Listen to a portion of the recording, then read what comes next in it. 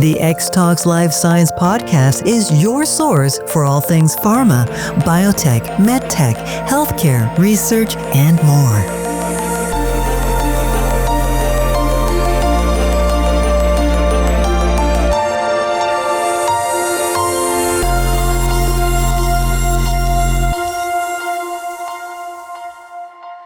Hello and welcome to the Xtalks Life Science Podcast. I'm Ayesha Rashid, Senior Life Science Journalist at Xtalks.com. And this week, I am delighted to introduce a very special guest on our show as always, and I'm especially looking forward to this conversation. With us, we have Andrea Wilkinson, who is the Global Head of Patient Engagement and Advocacy, Epilepsy and Neuromuscular at UCB, a company dedicated to developing solutions for autoimmune and neurological conditions such as epilepsy. With fewer than 5% of clinical trials, including pregnant women, major knowledge gaps persist, particularly for women with epilepsy. So in this episode, we will be discussing new research revealing the treatment fears, uncertainty, and barriers that women face during pregnancy and motherhood. And also discussing, of course, what must change to better support informed decision-making.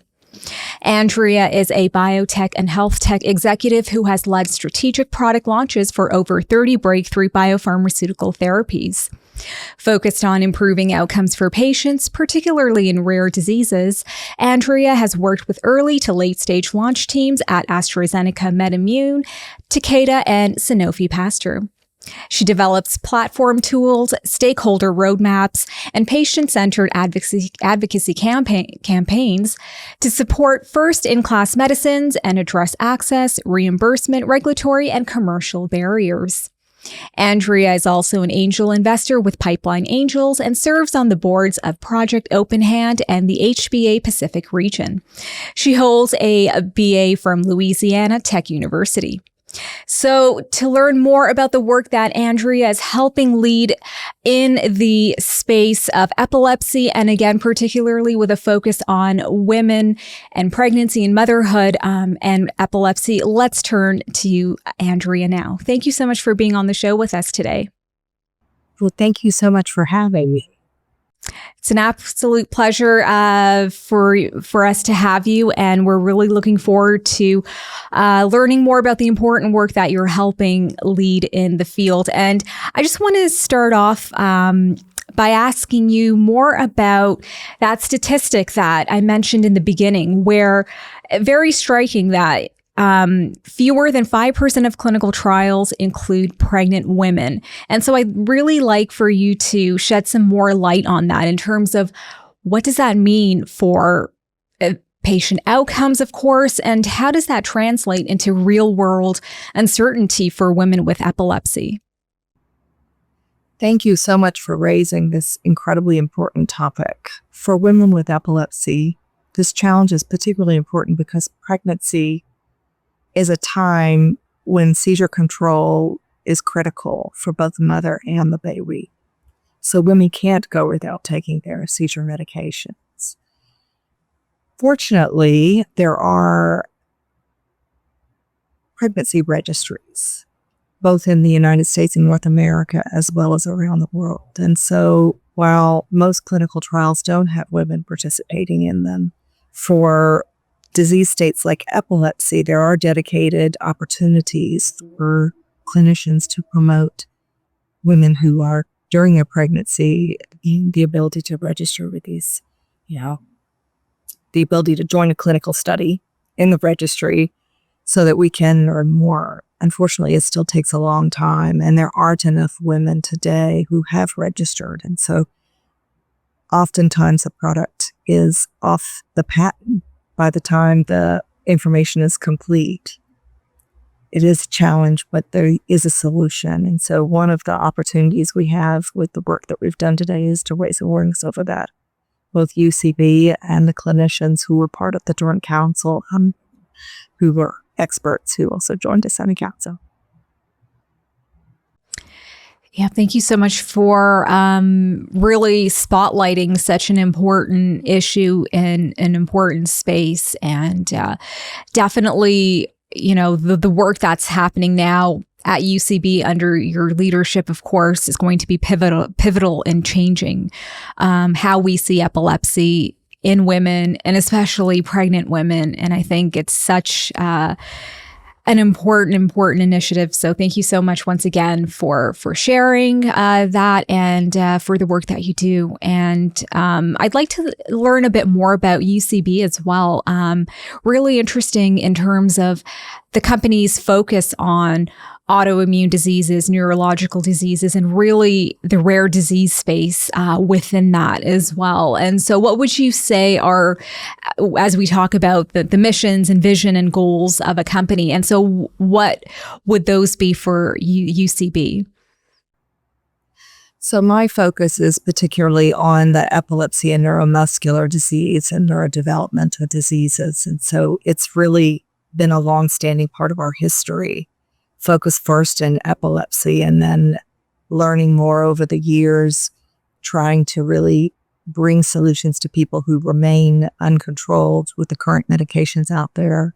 UCB is proud to have moved into both the acute care space for those who still experience breakthrough seizures and into the developmental encephaloptic encephalopathies, which are far more refractory patients who suffer not only from seizures, but also from other neurodevelopmental challenges in their cognitive function and their ability to control motor symptoms, as well as other areas like breathing and sleep challenges. So we're really proud to be part of that continuum of care over the last 30 years in epilepsy.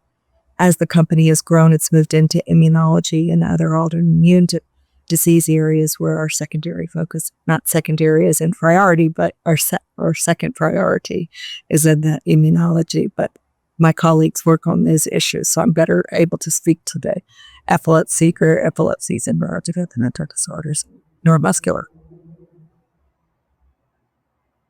And speaking about some new research in this space, I'd like to know, of course, to learn a bit more about that and really what motivated UCB and your team to run this study, which was a social media listening study. Very, very interesting. And what questions were you hoping it would answer that traditional research perhaps wasn't capturing? And of course, the study was published in Epilepsy and Behavior, and just wanted to let our audience know a bit more about it in terms of it utilized a social media listening across 6 countries to analyze the experience of women with epilepsy throughout their motherhood journey. And so we'd love to learn a bit more about that study, the study design, and what it found. Well, thank you for your interest in it. It was really an aha moment for me. I had just joined the company when I learned that they had conducted this bit of this important piece of research, because it is so comprehensive, having listened to more than 246,000 social posts over the course of the year. We were interested in learning not just what the doctors think the gaps are and what the doctors see as information that they voluntarily tell women or questions that they might ask, but we wanted to know more about what the women who are living with it wanted to know more about. So we listened over the course of that year and discovered or looked for patterns and themes of conversations that were happening not just in one country, but across the countries. And also we're interested in things that might be inconsistent in different countries. And so we're proud to have brought it into a publication. It did start out that way. It actually started out just for UCB, listening for ourselves to better understand what solutions we might need to bring in where we could close gaps. But we found that it was such a powerful conversation that was happening, with such consistent trends among these countries with women's conversations, their 2 a.m. dialogue around what anxieties they might have because they were receiving inconsistent information from their healthcare providers. Depending on which one they asked, they might get different answers. They found those doctors weren't talking to each other, and so they felt an onus to coordinate that care themselves and then try to resolve these conflicting pieces of information. And they found that some women were getting different information from their doctors than they were getting.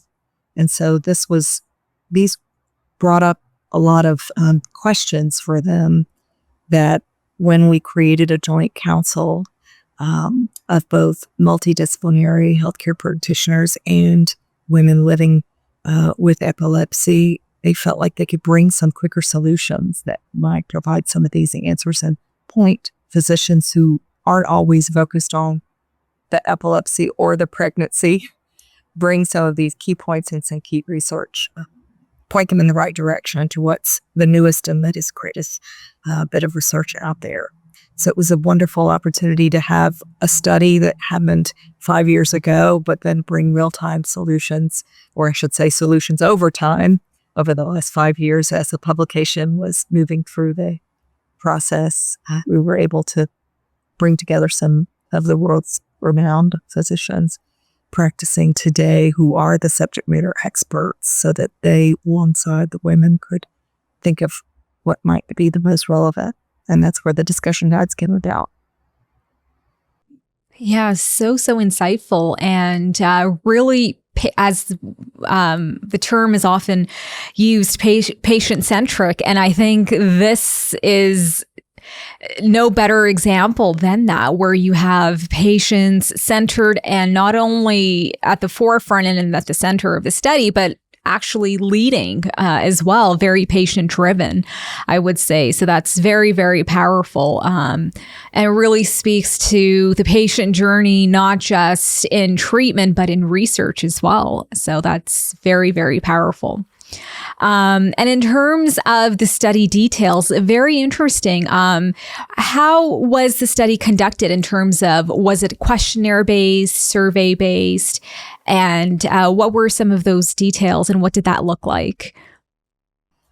Thank you. It is a quantitative study, but it's a quantitative study of conversation. And so unlike typical quantitative studies where you put together a survey and then ask people to fill it out, this literally listened. And so any public conversation that was occurring between women who were living with epilepsy and commenting on, so we looked at everything from Facebook to Twitter at the time, now X, Instagram, Reddit, any kind of conversation forums or blogs that were out there, that were publicly available. We analyzed these almost 250,000 posts and sought out trends in de-identified ways. So we didn't conduct a survey. We didn't ask the questions because that presumes that you know already what they're interested in. So we took the opportunity to listen to the conversations that were out there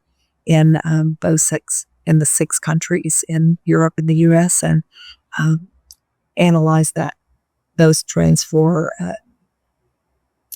repetitive conversations.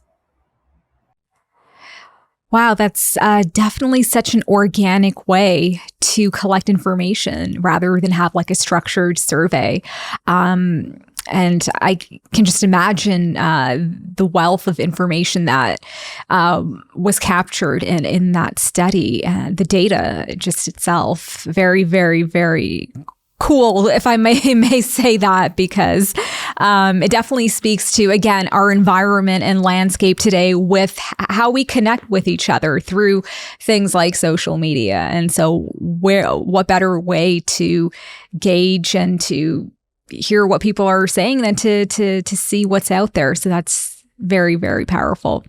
And you mentioned that one of the major themes that came up was the inconsistent communication from healthcare providers. And so what types of conflicting messages were women receiving? Was it in terms of diagnosis, treatment, follow-ups? So where were really the significant disconnects happening? And in your opinion, how can some of them be addressed?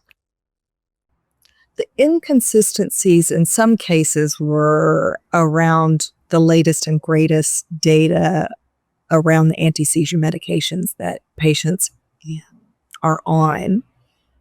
There's also inconsistent messages, and that's some physicians have given the message to their patients that they shouldn't consider pregnancy at all. And so the focus was mainly on contraception. That's not the case today. We're allowed to, women with epilepsy are perfectly able to carry a child to term and take their medication, but there are always risks. You're risking in anything you do, including taking a medication, which is more important to control the seizure, in this case, to control the seizures, than to get off of their medication. And so some patients were receiving different information than what's the latest and greatest science, where there have been publications, haven't reviewed the registries. There was inconsistency in some cases because as new data presented, it created some fear because there are some medications that are not as well tolerated during pregnancy. And so it is important that that information be provided in real time to people looking, not just to the women, but also to their partner as a part of the process. Because that's one of the things we found. It's not just the women looking for information, but also their partners. And they cared not just about the conception part of the conversation on pregnancy planning, fertility planning, but they also cared about breastfeeding and postpartum care, and then longer term development of their child who had been exposed to those anti-seizure medicines. And there isn't always answers. And some of that inconsistency is around not always having that information, and then inconsistent ways of talking about it with your patient. So one of the opportunities we sought to close that gap is around providing a discussion guide for women in preparation for that conversation with your doctor, or their partner, but also for the doctor to have the latest and greatest list of references for and to anticipate these questions coming in. And also to remind doctors that it's not just the neurologist treating the epilepsy or the OBGYN or gynecologist treating the pregnancy, but that there might be a need for conversations to have across those practitioners.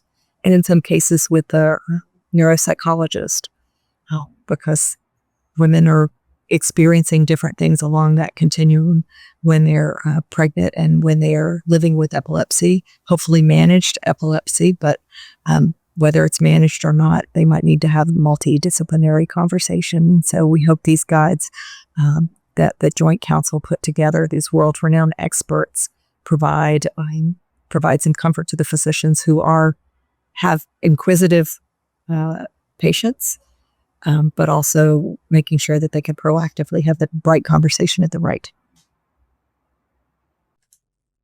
Absolutely. And in terms of those guidelines and having those conversations, how is UCB plan? What kinds of plans and or strategies do you envision? And how is the company, or what is the company's approach, your team's approach in terms of acting on these insights?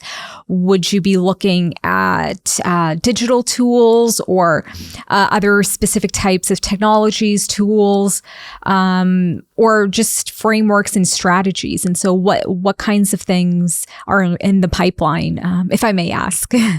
Sure. Well, this conversation is one of those. One of it is just getting the word out that they exist. We were pleased at the American Epilepsy Society meeting to be able to showcase these new discussion guides at our booth there, and we hope to also bring into the European Congress as well. So making sure that they're available when physicians are walking around and participating in conversations during the annual society meetings.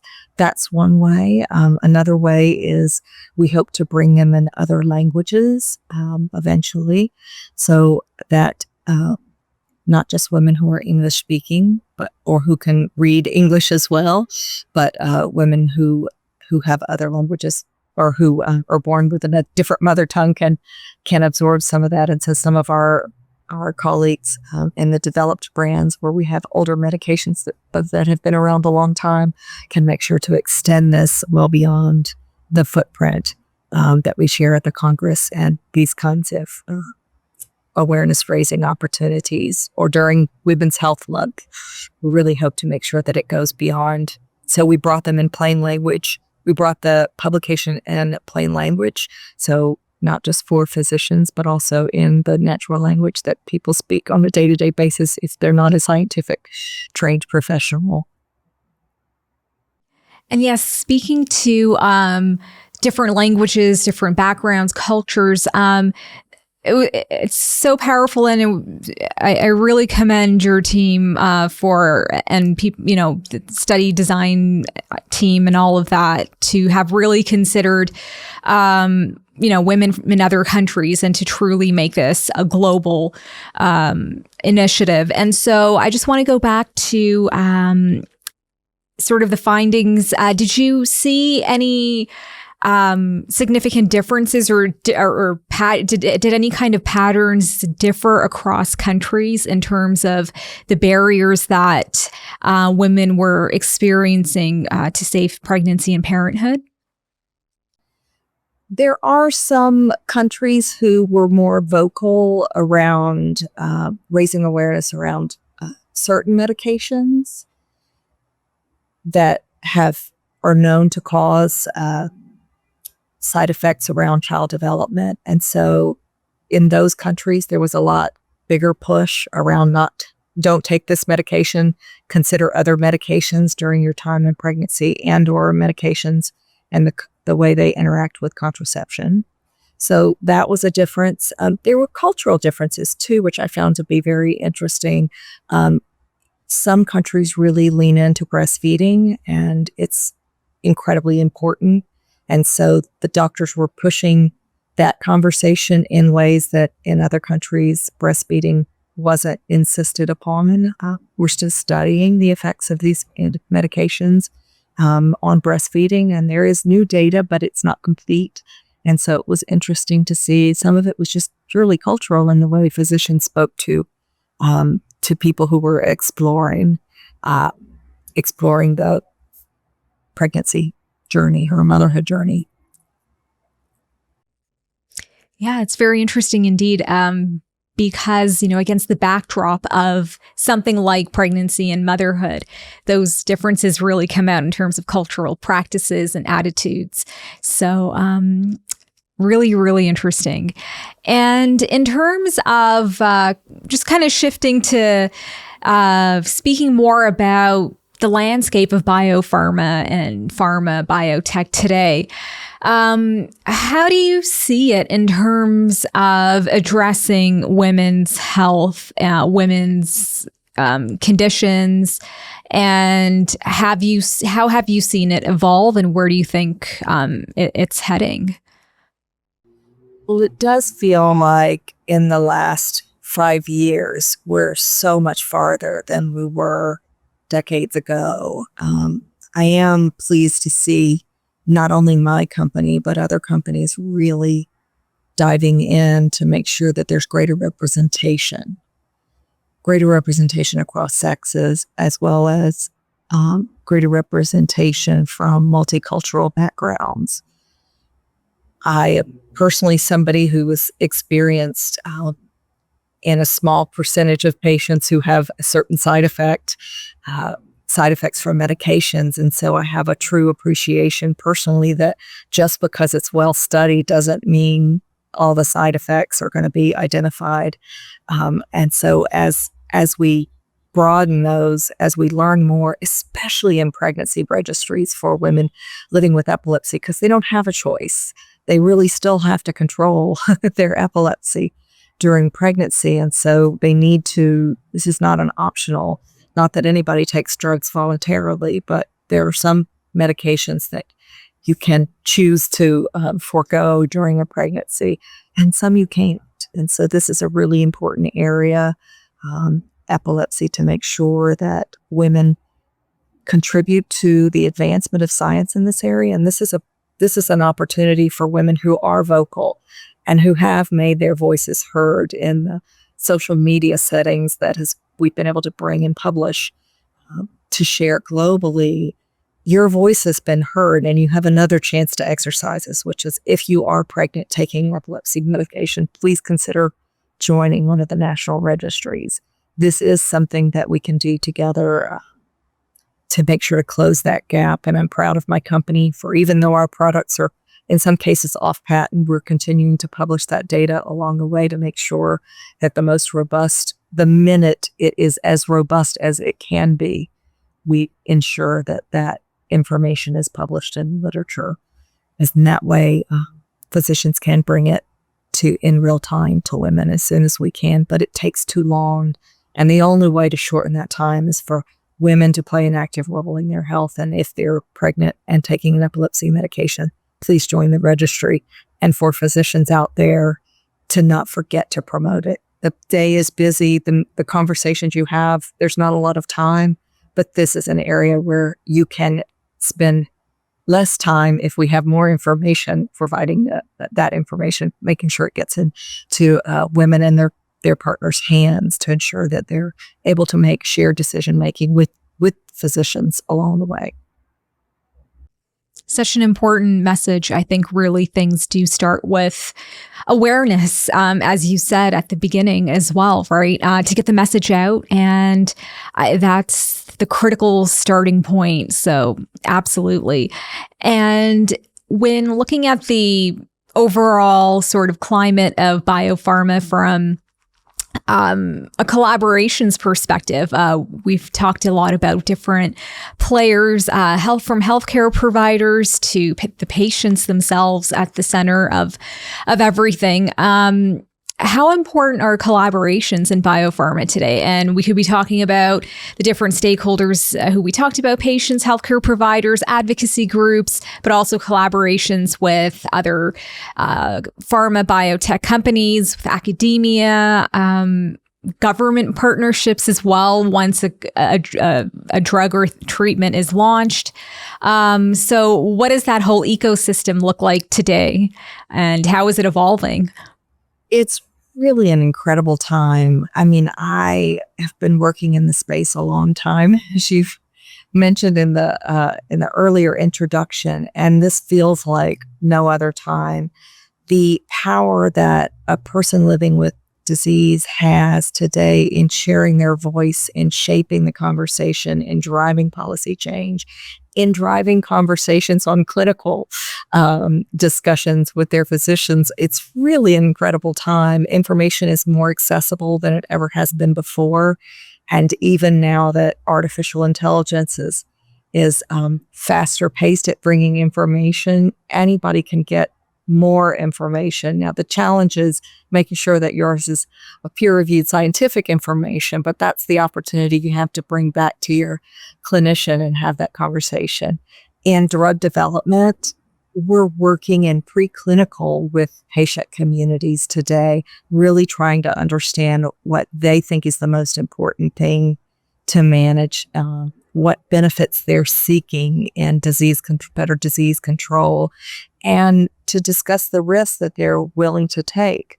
Every product that's in development has a risk.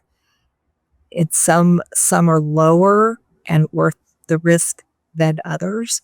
And it's getting the patient or caregiver's feedback early on in the process helps us better invest in the right kind of medications that not only the clinicians want to see, but also the person living with that disease wants to see. We have a long history in epilepsy of focusing on seizures, just the seizures.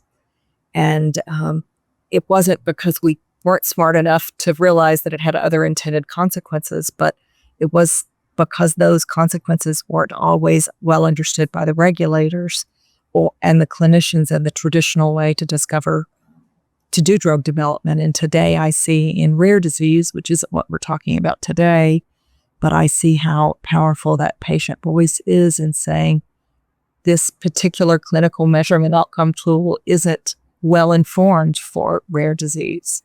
And so this is a parallel with women living with epilepsy.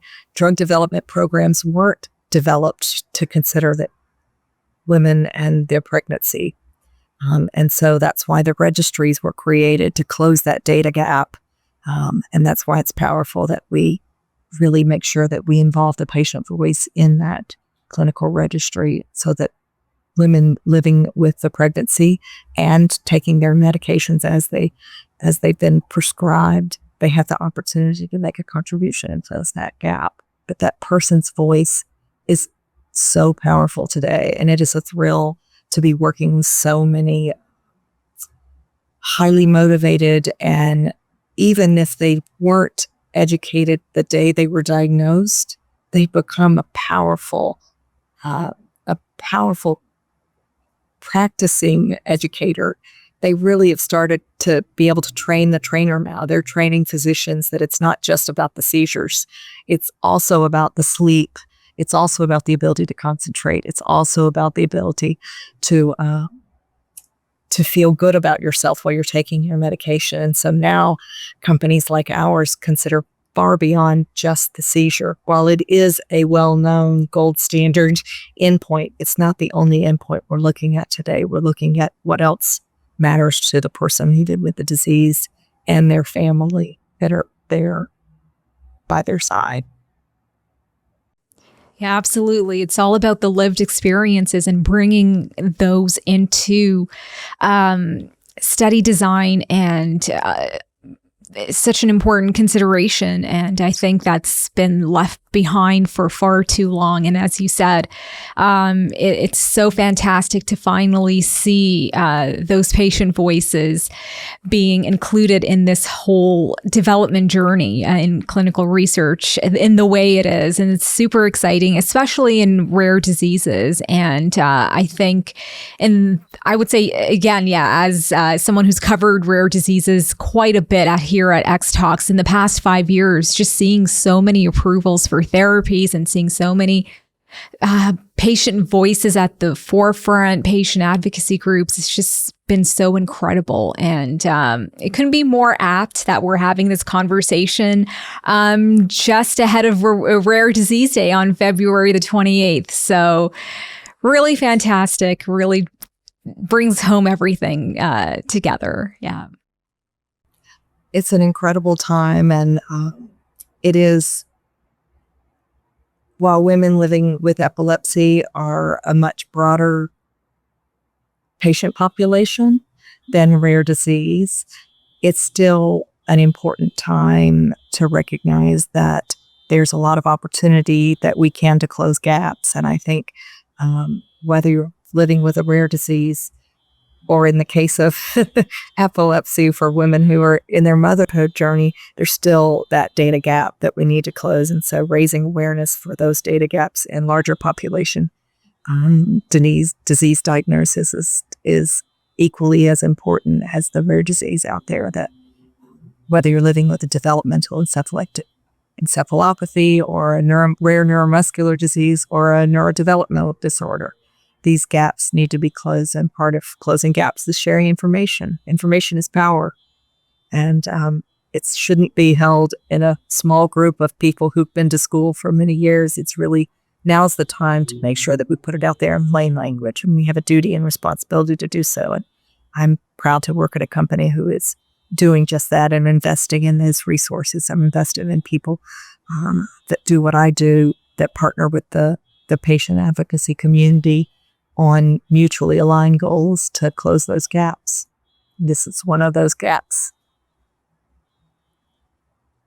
And information is indeed power. I absolutely love that. And filling those gaps requires that information to be shared, to be, first collected and shared and then acted upon. So absolutely. And Andrea, I'd like to thank you so much, not only for joining us today and sharing the incredible insights that you've garnered from this study in pregnant women with epilepsy, but thank you so much for leading the work that you do. And at UCB, incredible time, as you said, and you're really at the forefront and part of that paradigm shift, if I may say, in this space, in the rare disease space, and in niche spaces like women with epilepsy and really the life cycle from